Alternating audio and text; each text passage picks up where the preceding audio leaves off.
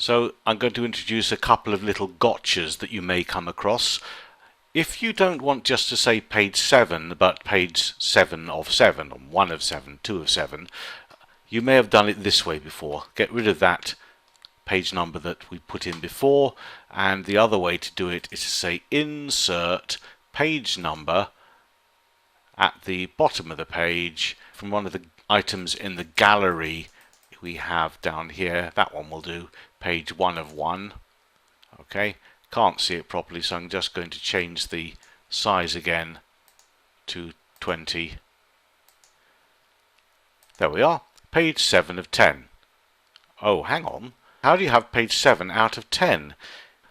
There are 10 physical pages, but only 7 logical pages. We don't want to have 7 of 10, we want to have 7 of 7. In other words, we need to subtract the cover page and the pages that are occupied by the table of contents.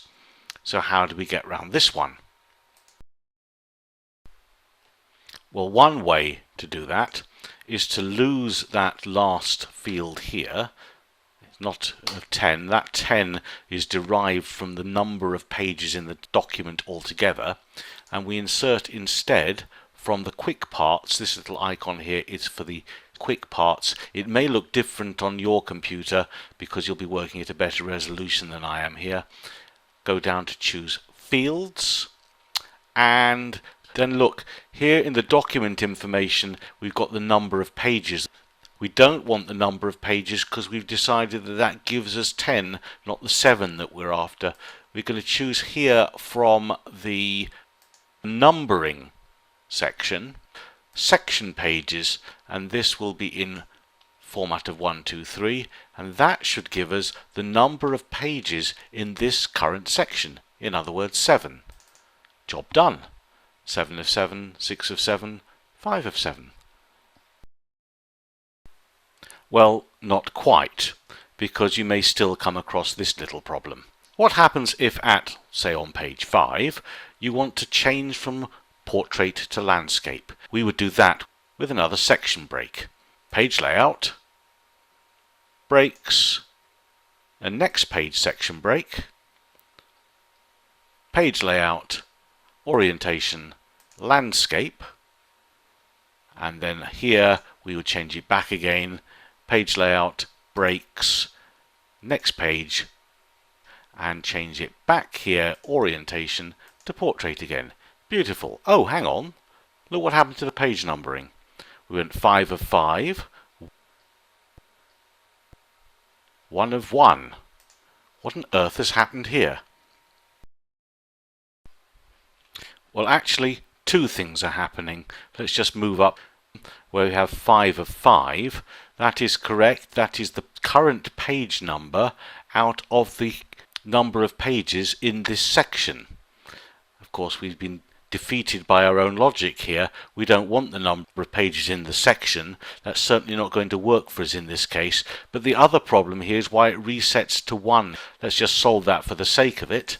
Double click, highlight the number 1, which is the current page number within that section, right click it, format the page numbers, and continue from previous section rather than restarting.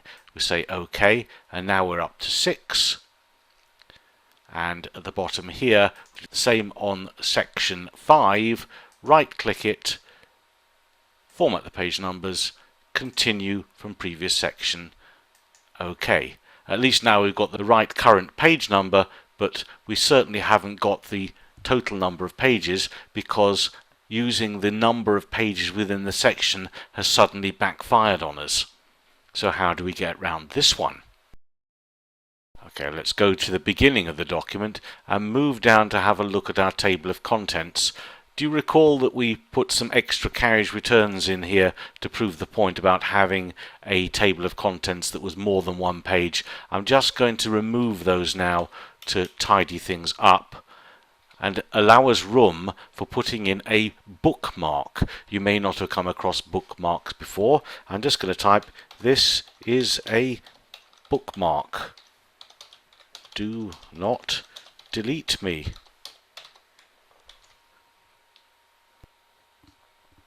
So, we highlight the text that's going to become our bookmark.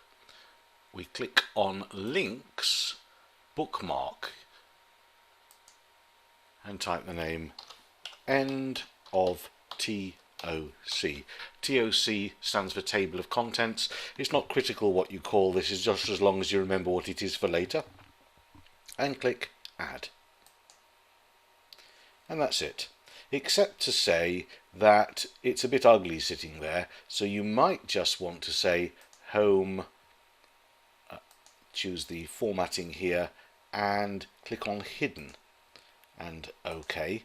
Although you can still see it now, when you try and print it, you won't get this is a bookmark sticking out for no apparent reason. It's not going to disturb your document when you print, and it's not going to be generated if you make a PDF out of it either. So why have we made a bookmark at that position? Well, it's because we want to reference the page number that bookmark appears on when we look at the total number of pages in the document minus the page number on which that bookmark appears. And that should give us the required number when we say one of however many it's going to be. Now, I'm not pretending this is simple, and it may well be that I've alienated you already. If it's already too complicated, look away now, because it's about to get worse. Well, the first thing we're going to do is to go into the footer here and get rid of that field there, which, as you recall, was the number of pages in the current section. Let's just press delete. I'm going to replace that with Insert, Quick Parts, Field, and I want it from the document information, the number of pages in the entire document in the 1, 2, 3 format, and say OK. Now, if you recall, that was the field that didn't work for us before. There are 9 pages in total, but the first couple of them need to be discounted for this purpose. What I'm going to do is to turn on the codes. The codes are what is sitting behind those fields. If I do Alt F9, it all becomes a bit complicated here. You can see it's a little bit better if I change the zoom a little. Let's push that up there. We can see that the fields consist of some magic numbers behind it. I'll turn the codes off, Alt F9, and Alt F9 again to turn them back on. So we can see that that is the instructions to the computer that it sits behind. Anything inside these curly brackets is a field. This, for instance, is the number of pages in the whole document.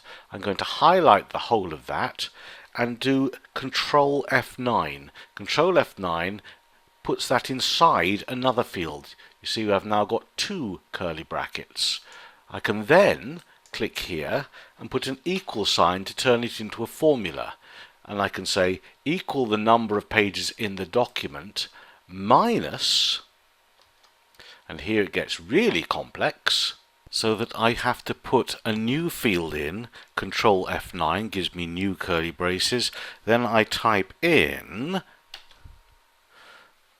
the page ref for the end of TOC. That is the bookmark that we made, /* Arabic. Now the Arabic, and you see it there as well, is nothing to do with the country or the language. It's to do with Arabic numbers, that is 1, 2, 3, as opposed to Roman I.